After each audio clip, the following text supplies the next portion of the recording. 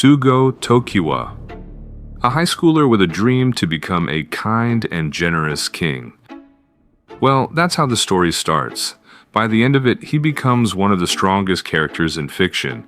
It is as if a 9-year-old was asked to build a character that could never lose. And that's when you get Ohma Zi-O, the Demon King of Time. And today we're taking that Demon King and asking one question. What happens when you throw him against everyone Dragon Ball has? Not just Goku or Vegeta. All of it.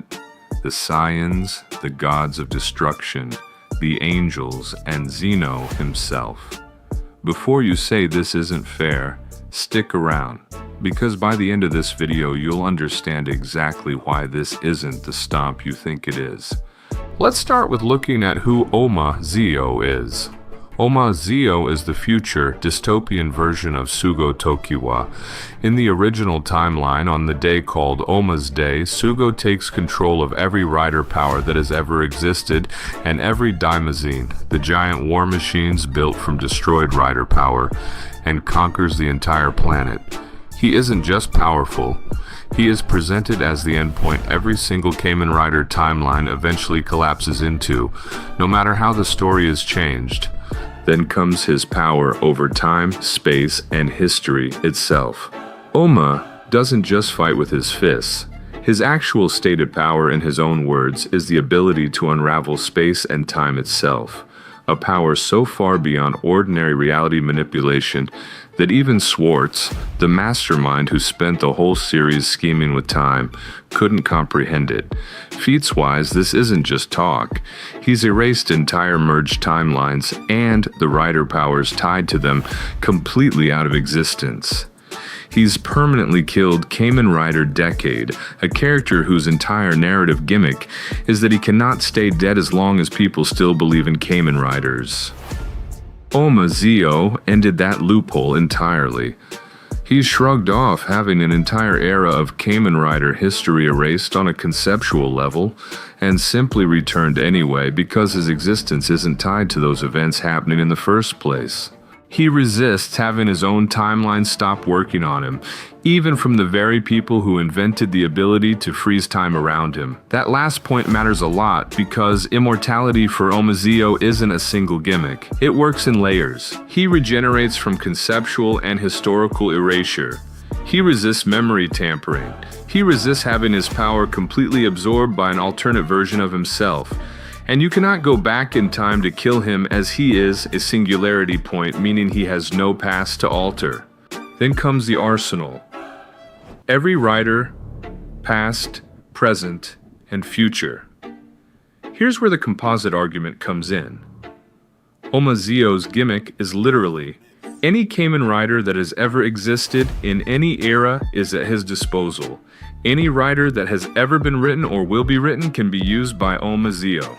Now push that to its logical extreme, which is exactly what power-scaling communities do with him. If any rider's power can become a Zi-O armor, then his ceiling is defined by the strongest thing any rider has ever done, including material outside the TV broadcasts in the tie-in light novels where these characters get pushed even further than the shows ever showed on screen. And yes, these are all canon. Let's start with some of the most broken ones. Light novel game. In the novel continuation, Kuda eats the forbidden fruit and becomes the man of the beginning, a title that puts him on par with Saver. Saver at this point merged with all of reality and viewed the Kamen Rider verse as stories in a bubble, and game one-shot Saver with a single strike. At that point, he's not just strong. He functions as a supreme omnipresent entity who can casually obliterate multiversal threats with a single strike. He becomes, by the story's own words, a literal god who controls all of Helheim. Light novel X-Aid. In Mighty Novel X, Emu Hojo pushes past his final form, Muteki Gamer, a form already famous for being functionally unkillable, into Novel Gamer Level X. This form is explicitly stated to surpass Muteki Gamer and the villain's own God Maximum Gamer, and it gains actual reality warping ability on top of invincibility that was already borderline absolute, X-Aid gains absolute plot manipulation. He could literally decide when you will miss your attack and when you take damage, and reality instantly distorts to make it come true, bypassing any conventional defense or attack.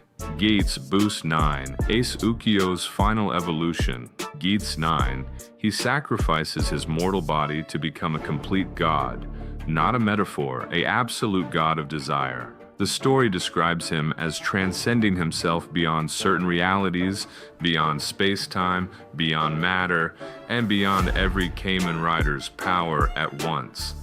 Gates has conceptual immortality.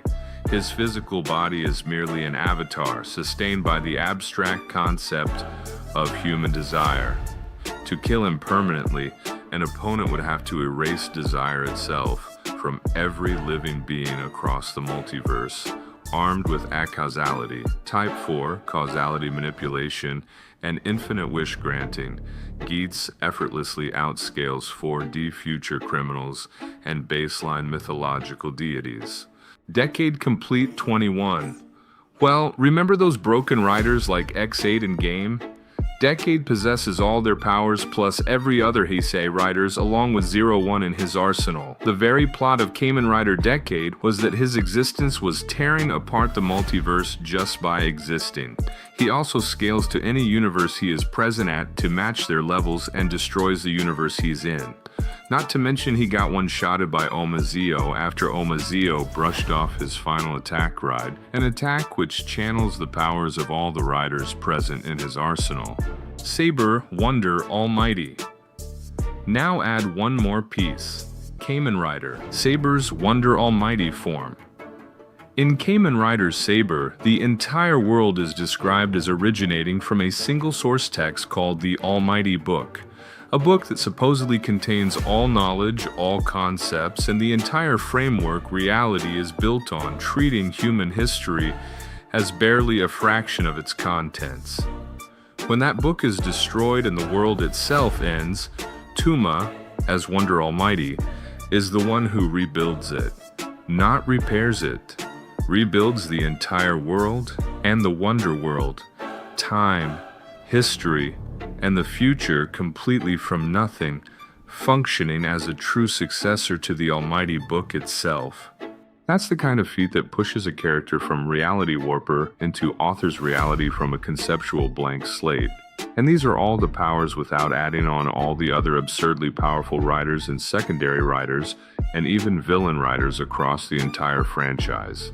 Combine that authorship level feat with Oma Zi-O's own space-time erasure and his layered immortality, and you get what is called a composite Oma scaling to outerversal level, existing outside the frameworks of space, time, and dimensional structure altogether, rather than just being big inside them. And now comes the part everyone is waiting for. Running the Dragon Ball Gauntlet. Let's go tier by tier. Tier 1. Goku, Vegeta, Broly, Jiren, and every fighter, even at their strongest, pushed to his limit. These are characters whose power is measured in the ability to fight on a scale of planets, stars, or even a single universe's destruction. Incredible, franchise-defining strength and raw power. However, Oma Zi-O can freely manipulate causality and reality. Through X-Aid's novel X, he can state something like, Goku's ki permanently drains and he trips over his own feet, causing a heart attack, and it becomes absolute reality. Furthermore, Oma Zi-O possesses the passive ability to freely alter his own stats to be arbitrarily higher than his opponents. If Goku punches with multiversal force, Oma's passive armor sets his durability to multiversal +1 or grants him absolute invincibility via X-Aid Hypermuteki. That is considering he doesn't just look at the fighters and erase them out of existence with a wave of his hand. Tier 2. The Gods of Destruction. Beerus and his fellow gods of destruction are built specifically to destroy entire planets and, when needed, threaten entire universes to preserve balance. That's a massive step up, full universal threat authority. But it's still authority contained within the multiverse structure Zeno oversees. It's still big within the box, not existing beyond the box. Oma Zi-O easily outhacks every gods of destruction. Hakai will completely fail against Ohma Zi-O due to his causality, type 4, and conceptual immortality. He is a fixed temporal constant. As long as the concept of Kamen Riders or time exists, Oma Zi-O exists and cannot be permanently erased. Oma Zi-O can counter-erase the gods. He has the power to destroy and recreate the entire space-time continuum, entire multiversal, conceptual eras, and infinite timelines with a thought. He could conceptually replace the era of the gods of destruction with a reality where they never existed. Tier 3. The Angels. Angels possess high-tier reality warping, autonomous ultra instinct, and the ability to rewind time by up to 3 minutes to rewrite history. However, the Angels' time rewinding is like a drop of water in the ocean compared to Oma Zi-O's total authority over time. Oma is completely immune to time manipulation. Time stop, time jacking, and time reversal mean nothing to him. If Whis tries to rewind time, Oma Zi-O simply overrides it with infinite time looping or timeline-shattering abilities. With the light novel Mighty Novel X power, Oma operates at a conceptual and narrative level. The Grand Priest's reality warping cannot override a character who can literally rewrite the script of the match to dictate that the Angel's abilities cease to function. Tier 4. Zeno. This is the actual ceiling of Dragon Ball. Zeno doesn't just destroy planets or stars, he can erase entire universes on a whim, and did exactly that during the Tournament of Power, wiping multiple universes from existence instantly. For years, the Zeno can delete your universe has been the final word in a lot of these debates, but here's the catch. Everything Zeno erases is still content that exists within the multiverse he governs. He's the strongest authority inside a defined structure of 12 numbered universes. He is, definitively, the king of that box. He is not shown authoring new realities from conceptual non-existence, existing independently of time as a concept, or surviving having his own narrative existence erased and returning anyway. While Zeno has unparalleled destructive authority, he is narratively portrayed as a childlike entity with poor reaction speeds and a vulnerability to being outhacked. He cannot see high-speed movements without a god pad, and he is bound by the timeline he resides in, hence why there are 2 Zenos after Future Trunks' arc. Oma Zi-O is fundamentally a higher dimensional entity that rules over infinite timelines and the concept of story itself. Zeno's erasure is an application of existence erasure, which Oma Zi-O resists via his high godly regeneration and conceptual anchor. So, this is the actual gap. Zeno's power is destruction and deletion at the highest level, but it's deletion of things that exist inside a structured multiverse. Ohma Zi-O's composite feats are about existing outside of and independent from that kind of structure altogether. Erasing and rebuilding the concept of history itself, surviving the erasure of the era he's even part of, and drawing from an arsenal that includes a characters who quite literally rewrote the source text reality is derived from. Raw destructive output isn't the deciding factor here.